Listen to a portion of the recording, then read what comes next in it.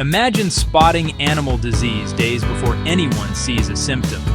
By looking down from space, that's the core idea behind Sentinel Livestock. I use Copernicus satellites to read environmental tells that show up when herds are stressed and pathogens start to spread. Here's the logic. Disease interacts with the environment. Sentinel-2 tracks pasture vitality, NDVI moisture chlorophyll. When animals slow down or overgraze, grass health shifts. Sentinel-3 watches land surface temperature. If a poultry belt runs hot at night, that can hint at population-level fever. Sentinel-5P sniffs the sky for gases like ammonia methane, signals of waste breakdown, herd shifts, or mass mortality.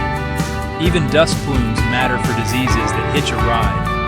I focus first on 4 high-impact targets: African swine fever in Eastern Europe, avian influenza in poultry regions, foot and mouth in pastoral corridors, and Rift Valley fever after floods. Under the hood, I build a spatio-temporal data cube: Sentinel-2, Sentinel-3, Sentinel-5P plus weather, farm footprints, and movement records. I set seasonal baselines, then let unsupervised models flag weird patterns.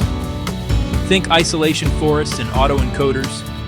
For risks like RVF, supervised models turn precursors into forecast maps.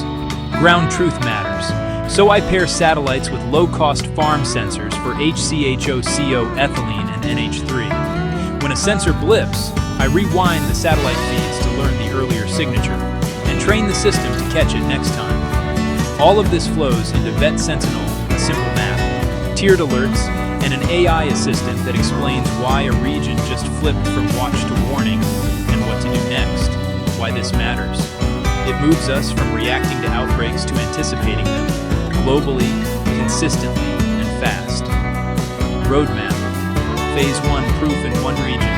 Phase 2, validation in AI. Phase 3, operational pilots with partners. If you work in veterinary health, satellites, or sensors, I'm looking for pilot sites and data partners. Let's build the first astroepidemiology